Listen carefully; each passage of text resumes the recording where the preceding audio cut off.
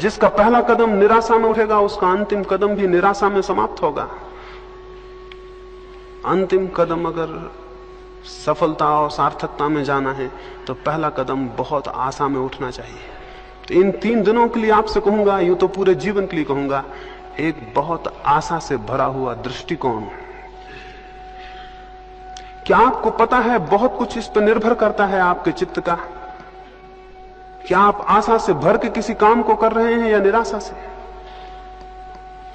अगर आप पहले से निराश हैं तो आप अपने ही हाथ से उस डगाल को काट रहे हैं जिस पर आप बैठे हुए हैं। तो मैं आपको ये कहूं, साधना के संबंध में बहुत आशा से भरा हुआ होना बड़ा महत्वपूर्ण है। आशा से भरे हुए होने का मतलब यह है कि अगर इस जमीन पर किसी भी मनुष्य ने सत्य को कभी पाया है, अगर इस जमीन पर मनुष्य के इतिहास में कभी भी कोई मनुष्य आनंद को और चरम शांति को उपलब्ध हुआ है, तो कोई भी कारण नहीं है कि मैं उपलब्ध क्यों नहीं हो सकूंगा। उन लाखों लोगों की तरफ मत देखें जिनका जीवन अंधकार से भरा हुआ है और जिन्हें कोई आशा और कोई किरण और कोई प्रकाश दिखाई नहीं पड़ता। उन थोड़े से लोगों को इतिहास में देखें जिन्हें सत्य उपलब्ध हुआ है। उन बीजों को मत देखें जो वृक्ष नहीं बन पाए और सड़ गए और नष्ट हो गए। उन थोड़े से बीजों को देखें जिनने विकास को उपलब्ध किया और जो परमात्मा तक पहुंचे। और स्मरण रखें कि उन बीजों को जो संभव हो सका वो प्रत्येक बीज को संभव है। एक मनुष्य को जो संभव हुआ है वो प्रत्येक दूसरे मनुष्य को संभव है। मैं आपको यह कहना चाहता हूं कि बीज रूप से आपकी शक्ति उतनी ही है जितनी बुद्ध की, महावीर की, कृष्ण की या क्राइस्ट की। परमात्मा के जगत में इस अर्थों में कोई अन्याय नहीं है कि वहां कम और ज्यादा संभावनाएं दी गई हों। संभावनाएं सबकी बराबर हैं, लेकिन वास्तविकताएं सबकी बराबर नहीं है, क्योंकि हम में से बहुत लोग अपनी संभावनाओं को वास्तविकता में परिणत करने का प्रयास ही कभी नहीं करते। तो एक आधारभूत ख्याल आशा से भरा हुआ होना है। ये विश्वास रखें कि अगर कभी भी किसी को शांति उपलब्ध हुई है, आनंद उपलब्ध हुआ है, तो मुझे भी उपलब्ध हो सकेगा। अपना अपमान ना करें निराश होकर। निराशा स्वयं का सबसे बड़ा अपमान है। उसका अर्थ है कि मैं इस योग्य नहीं हूं कि मैं भी पा सकूंगा। मैं आपको कहूं, इस योग्य आप हैं, निश्चित पा सकेंगे। देखें, निराशा में भी जीवन भर चलकर देखा है, आशा में इन 3 दिन चल के देखें। इतनी आशा से भर के चलें कि होगी घटना, जरूर घटना घटेगी। क्यों? ये हो सकता है आप आशा से भरे हों, लेकिन बाहर की दुनिया में हो सकता है कोई काम आप आशा से भरे हों तो भी ना कर पाएं, लेकिन भीतर की दुनिया में आशा बहुत बड़ा रास्ता है। जब आप आशा से भरते हैं तो आपका कण कण आशा से भर जाता है, आपका रोआ रोआ आशा से भर जाता है, आपकी श्वास श्वास आशा से भर जाती है, आपके विचारों पर आशा का प्रकाश भर जाता है और आपके प्राण के स्पंदन में, आपकी हृदय की धड़कन में आशा व्याप्त हो जाती है। आपका पूरा व्यक्तित्व जब आशा से भर जाता है तो भूमिका बनती है कि आप कुछ कर सकेंगे। और निराशा का भी व्यक्तित्व होता है, कण कण रो रहा है, उदास है, थका है, डूबा हुआ है, कोई प्राण नहीं है, सब जिससे कि आदमी जिंदा नाम मात्र को हो और मरा हुआ है। ऐसा आदमी किसी प्रयास पर निकलेगा, किसी अभियान पर, तो क्या पा सकेगा?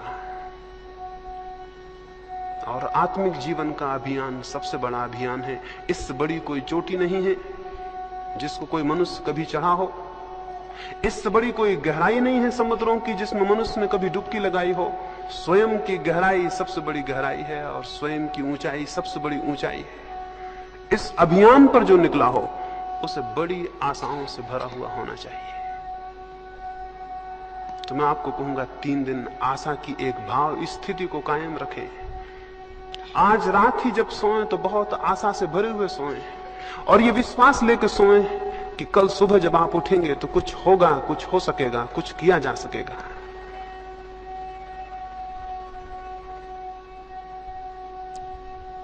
दूसरी बात मैंने कही, आशा का एक दृष्टिकोण।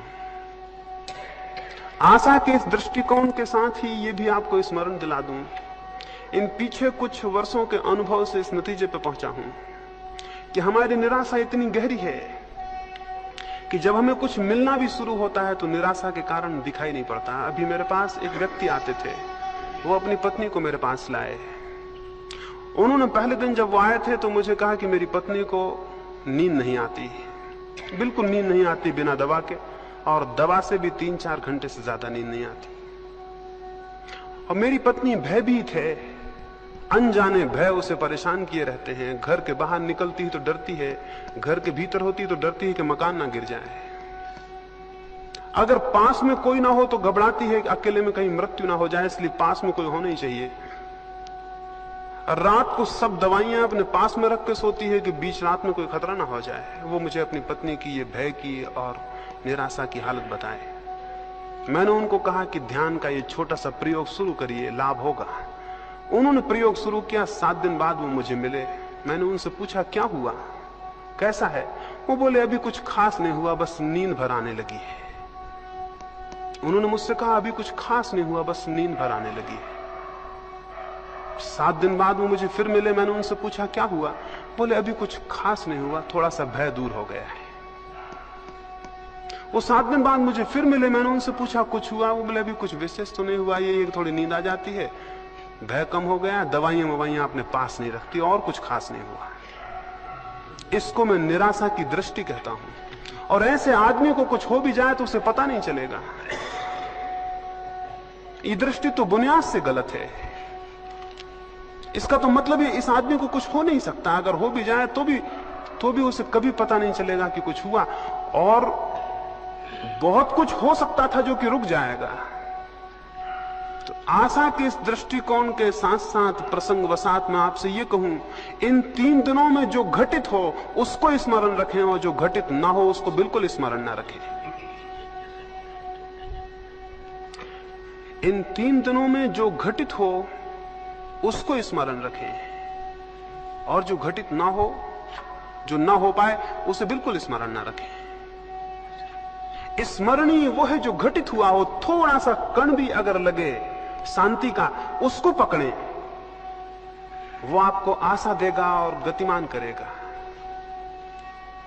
और अगर आप उसको पकड़ते हैं जो नहीं हुआ, तो आपकी गति अवरुद्ध हो जाएगी और जो हुआ है वो भी मिट जाएगा। तो इन 3 दिनों में ये भी स्मरण रखें कि इन ध्यान के प्रयोगों में जो थोड़ा सा आपको अनुभव हो उसको स्मरण रखें, उसको आधार बनाएं आगे के लिए। जो न हो उसको आधार ना बनाएं। मनुष्य जीवन भर इसी दुख में रहता है। जो उसे मिलता है उसे भूल जाता है, और जो उसे नहीं मिलता उसका स्मरण रखता है। ऐसा आदमी गलत आधार पर खड़ा है। वैसा आदमी बने जिससे जो मिला है उसे स्मरण रखे और उस आधार पर खड़ा हो। अभी मैं पढ़ता था, एक व्यक्ति ने किसी को कहा कि मेरे पास कुछ भी नहीं है, मैं बहुत दरिद्र हूं। उस दूसरे व्यक्ति ने कहा कि अगर तुम दरिद्र हो, एक काम करो, मैं तुम्हारी बाईं आंख चाहता हूं, इसके मैं 5000 रुपए देता हूं। तुम 5000 रुपए ले लो और बाईं आंख दे दो। उस आदमी ने कहा ये मुश्किल है, मैं बाईं आंख नहीं दे सकता। उसने कहा मैं 10,000 रुपए देता हूं, दोनों आंखें दे दो। उसने कहा 10,000 फिर भी मैं नहीं दे सकता। उसने कहा मैं तुम्हें 50,000 रुपए देता हूं, तुम अपनी जान मुझे दे दो। उसने कहा यह असंभव, मैं नहीं दे सकता। उस आदमी ने कहा तब तो तुम्हारे पास बहुत कुछ है जिसका बहुत दाम है। तुम्हारे पास 2 आंखें हैं जिनको तुम 10,000 में देने को राजी नहीं हो, लेकिन तुम कह रहे थे मेरे पास कुछ भी नहीं है। मैं उस आदमी और उस विचार की बात आपसे कह रहा हूं। जो आपके पास है उसको स्मरण रखें, और जो साधना में मिले थोड़ा सा, रत्ती भर भी मिले, उसे स्मरण रखें। उसकी विचार करें, उसकी चर्चा करें। उसके आधार से और मिलने का रास्ता बनेगा, क्योंकि आशा बढ़ेगी। और जो नहीं मिला, एक महिला मेरे पास आती थी, पढ़ी लिखी हैं, एक कॉलेज में प्रोफेसर हैं, संस्कृत की विद्वान हैं।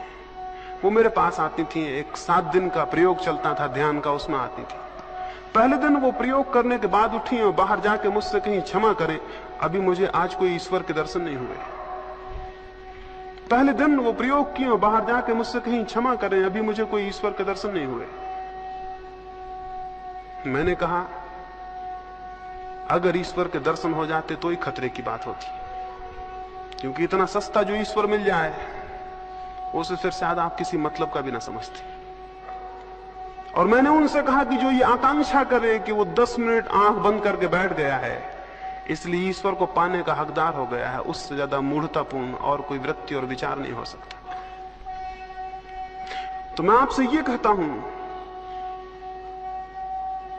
कि जो थोड़ा सा भी शांति की किरण आपको मिले उसे आप सूरज समझें, इसलिए सूरज समझें कि उसी किरण का सहारा पकड़ के आप सूरज तक पहुंच जाएंगे। इस अंधकार से भरे कमरे में अगर मैं बैठा हूं और एक मुझे थोड़ी सी किरण दिखाई पड़ती हो तो मेरे पास 2 रास्ते हैं। एक तो मैं ये कहूं ये किरण क्या, अंधकार इतना घना है, इस किरण से क्या होगा, अंधकार इतना ज्यादा है। एक रास्ता ये भी है कि मैं ये कहूं कि अंधकार कितना ही हो लेकिन एक किरण मुझे उपलब्ध है, और अगर मैं इसकी दिशा में इसका अनुगमन करूं तो मैं वहां तक पहुंच जाऊंगा जहां से किरण पैदा हुई और जहां सूरज होगा। तो मैं आपको अंधकार ज्यादा हो तो भी उसे विचार करने को नहीं कहता, किरण छोटी हो तो भी उस पर ही विचार को खड़ा करने को कहता हूं। इससे आशा की दृष्टि खड़ी होगी, अन्यथा हमारे जीवन बड़े उल्टे हैं। अगर मैं आपको एक गुलाब के फूल के पौधे के पास ले जाऊं और आपको पौधा दिखाऊं तो शायद आप मुझसे कहें कि इसमें क्या है, भगवान कैसा अन्यायी है, 2-4 तो फूल हैं, हजारों कांटे हैं। एक दृष्टि ये भी है कि गुलाब के पास जाके हम ये कहें कि भगवान कैसा अन्यायी है, हजारों कांटे हैं, कहीं एक आध फूल है। इसको कहने का एक ढंग और भी हो सकता है, एक दृष्टि और भी हो सकती है, एक और अप्रोच हो सकती है कि कोई आदमी उसी पौधे के पास जाके ये कहे कि भगवान कैसा अद्भुत है कि जहां लाखों कांटे हैं उनमें भी एक फूल खिल जाता है। कोई इसे यूं भी देख सकता है कि कहे कि जहां लाखों कांटे हैं उनमें भी एक फूल खिल जाता है, दुनिया अद्भुत है। कांटों के बीच भी फूल के खिलने की संभावना कितनी आश्चर्यजनक है। तो मैं आपको दूसरी दृष्टि रखने को कहूंगा इन 3 दिनों में। छोटी सी भी आशा की जो भी झलक आपको मिले साधना में, उसको आधार बनाएं, उसको संबल बनाएं।